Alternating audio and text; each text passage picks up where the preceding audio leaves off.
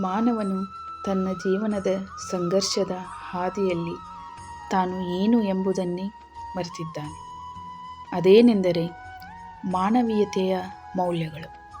ಅದಕ್ಕೋಸ್ಕರ ಮೊದಲು ಮಾನವನಾಗು ಎಂದು ನಮ್ಮ ಗುರು ಹಿರಿಯರು ಹೇಳಿದ್ದಾರೆ.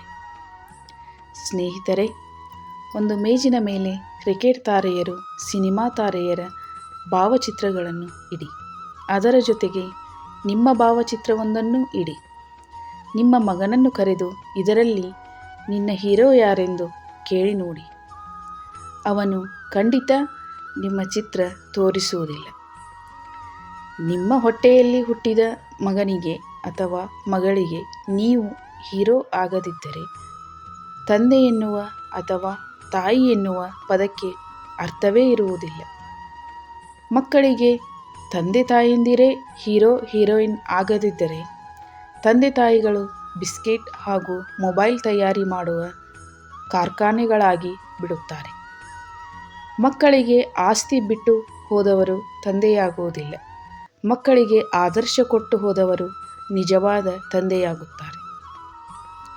ಕೆಲವನ್ನು ದೈನಂದಿನ ಬದುಕಿನಿಂದ ಹಾಗೂ ಕೆಲವನ್ನು ಶಾಸ್ತ್ರಗಳಿಂದಲೂ ಕಲಿಯಬೇಕು.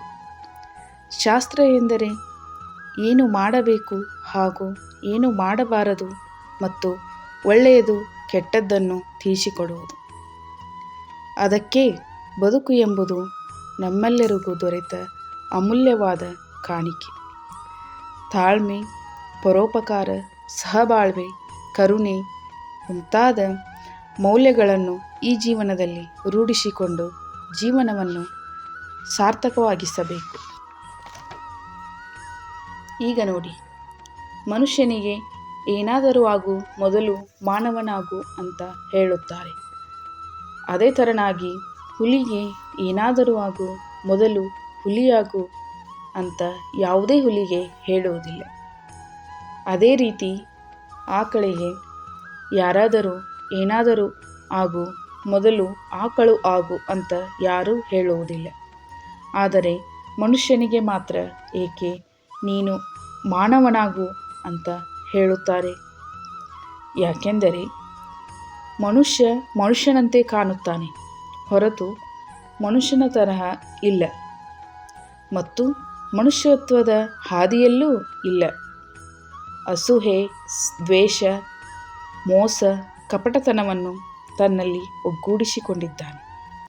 ಯಾರಿಗಿಂತ ನಾನೇನು ಕಡಿಮೆ ಎನ್ನುವುದು ಅವನಲ್ಲಿ ಆಳವಾಗಿ ಬೇರೂರಿಬಿಟ್ಟಿದೆ.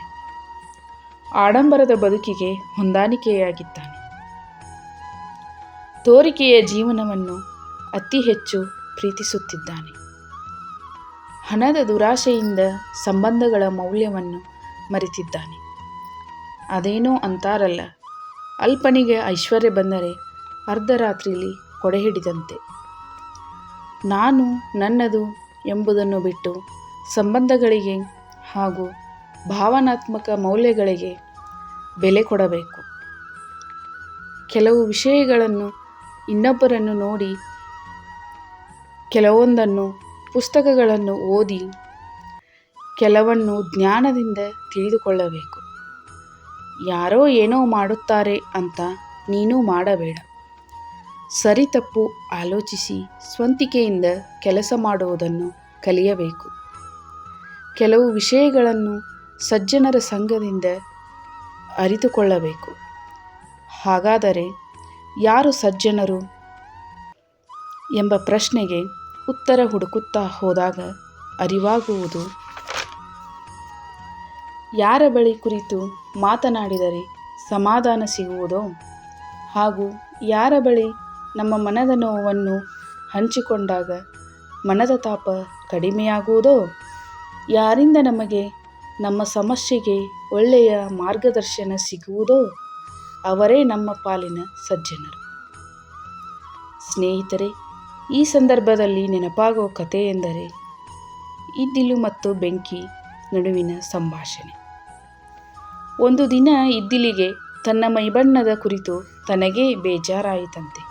ಅದು ಬೆಂಕಿಯನ್ನು ನೋಡಿ ಅದು ಎಷ್ಟು ಕೆಂಪಾಗಿದೆ ಎಂದು ತನಗೂ ಅದರಂತೆ ಕೆಂಪಾಗುವ ಆಶೆಯಾಗಿ ಬೆಂಕಿಯ ಬಳಿ ಬಂದು ಇದ್ದಿಲು ಬೆಂಕಿಗೆ ಕೇಳಿತಂತೆ, ನೀನು ಎಷ್ಟು ಕೆಂಪಾಗಿದ್ದೀಯಾ? ನಾನು ನಿನ್ನಂಗೆ ಕೆಂಪಗೆ ಆಗಬೇಕೆಂದರೆ ಏನು ಮಾಡಬೇಕು ಎಂದು. ಅದಕ್ಕೆ ಬೆಂಕಿ ನಗುತ್ತಾ, ನೀನು ಏನು ಮಾಡಬೇಡ, ಸುಮ್ಮನೆ ನನ್ನ ಜೊತೆ ಇರು, ನೀನು ಕೆಂಪಗೆ ಆಗುತ್ತೀಯ ಎಂದು ಹೇಳಿತಂತೆ.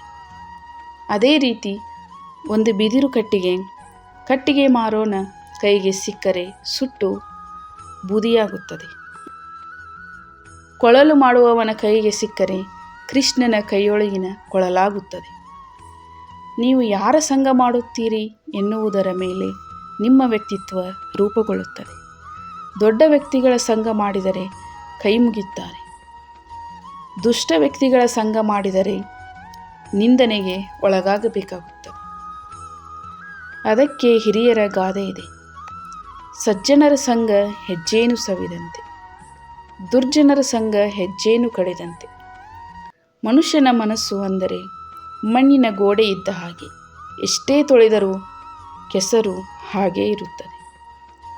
ಒಬ್ಬ ವ್ಯಕ್ತಿ ಒಂದು ಶಕ್ತಿಯಾಗಿ ಬೆಳೆಯಲು ಸದ್ವಿಚಾರ, ಸತ್ಸಂಗದಿಂದ ಮಾತ್ರ ಸಾಧ್ಯ.